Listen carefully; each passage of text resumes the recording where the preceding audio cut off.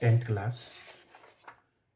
देखो हम लोग जो है अपना ये जो चैप्टर है अवर एनवायरनमेंट, इसके टेक्सचुअल क्वेश्चंस जो हैं उनके बारे में आपको बता रहे हैं और एक एक करके जो है आप लोग इनके आंसर्स जो हैं वो घर में तैयार कर रहे हैं और उसके बाद जो है कई बच्चे उसके आंसर्स जो है मुझे व्हाट्सएप पे भेजते हैं। सभी लोग ऐसा ही करें ताकि आपके आंसर चेक भी हो सकें।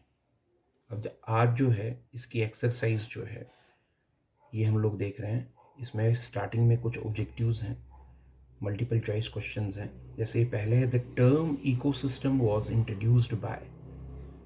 इकोसिस्टम टर्म जो है किसने दी? तो टेंसले जो था उसने ये जो टर्म जो है इकोसिस्टम की दी थी। इसका ऑप्शन सी है।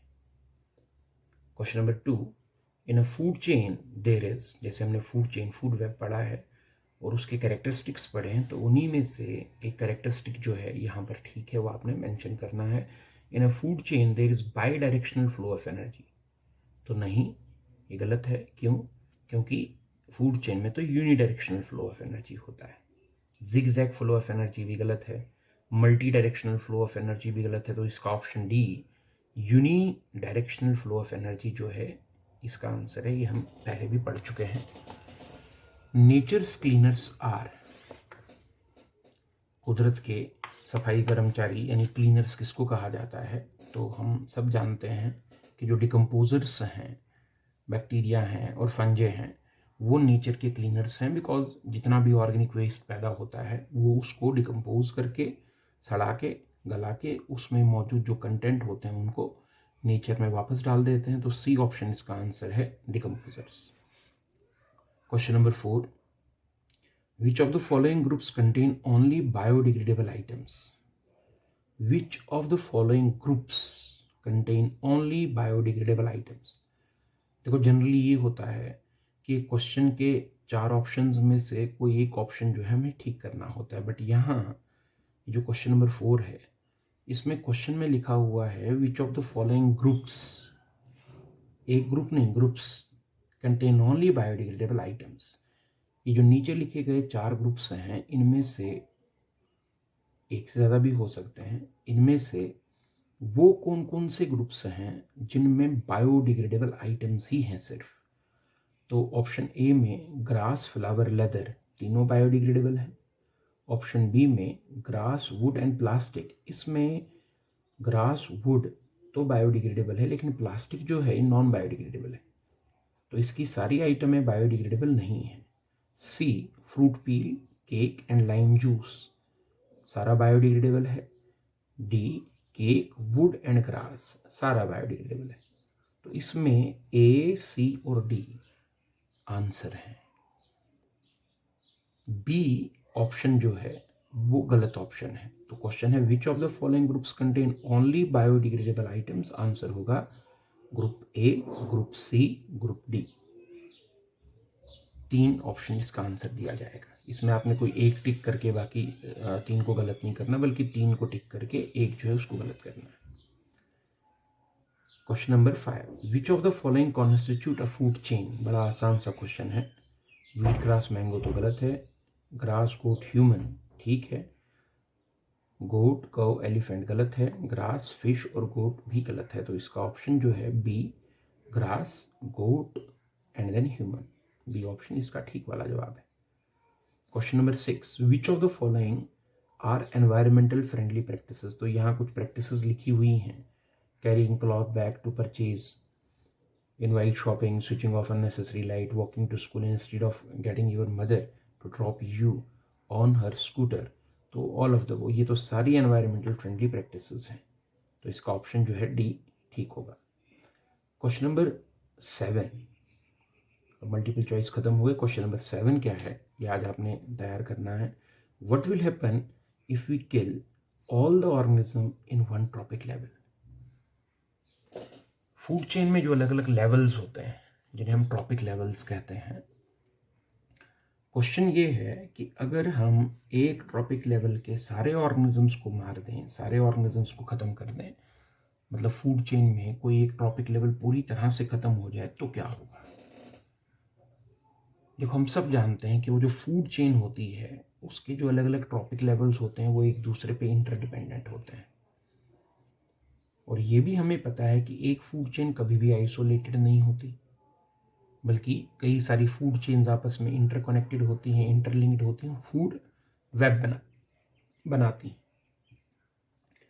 तो अगर हम किसी फूड चेन में से किसी एक ट्रॉपिक लेवल के सारे ऑर्गेनिजम्स को ख़त्म कर देंगे तो इससे खाली उस ट्रॉपिक लेवल को नुकसान नहीं होगा और खाली उस फूड चेन को नुकसान नहीं होगा, बल्कि पूरा जो फूड वेब है उसमें इम्बैलेंस क्रिएट हो जाएगा। तो इसका सिंपल सा आंसर क्या होगा? If we kill all the organism in one trophic level, this will not only affect that trophic level or that food chain, but that will affect the entire food web and there will be ecological imbalance. Ecological imbalance हो जाएगा। जिस trophic level को ख़त्म किया जाएगा उसके नीचे और ऊपर के सारे ट्रॉपिक लेवल्स पर असर पड़ेगा और उस फूड चेन के साथ कनेक्टेड जो बाकी फूड चेन्स हैं सब पर असर पड़ेगा। तो इसका आंसर आप लोग जो है कॉपी पर ऐसे ही तैयार करेंगे। If we kill all the organism in one trophic level, this will not affect only that trophic level और that food chain, but that will affect the entire food web and there will be ecological imbalance. Question number 8. Will the impact of removing all the organism in a tropic level be different for different tropic levels? And can an organism of one tropic level be removed without causing any damage to the ecosystem? 8th question भी इसी के जैसा है, ये भी आज आप तैयार कर लेंगे। क्वेश्चन में ये पूछा गया है कि अगर हम एक ट्रॉपिक लेवल को ख़त्म कर दें तो क्या जो बाकी ट्रॉपिक लेवल्स हैं उन पे जो इम्पैक्ट होगा, असर होगा, वो अलग अलग होगा या एक जैसा असर ही होगा? और इसी क्वेश्चन का दूसरा हिस्सा ये है कि क्या ऐसा मुमकिन है कि हम एक ट्रॉपिक लेवल को हटा दें और बाकियों पर कोई असर ना पड़े?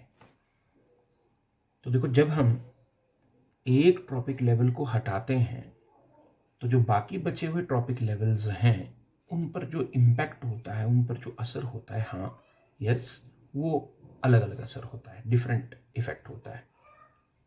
जैसे अगर हम लोग हर्बीवर्स को हटा देते हैं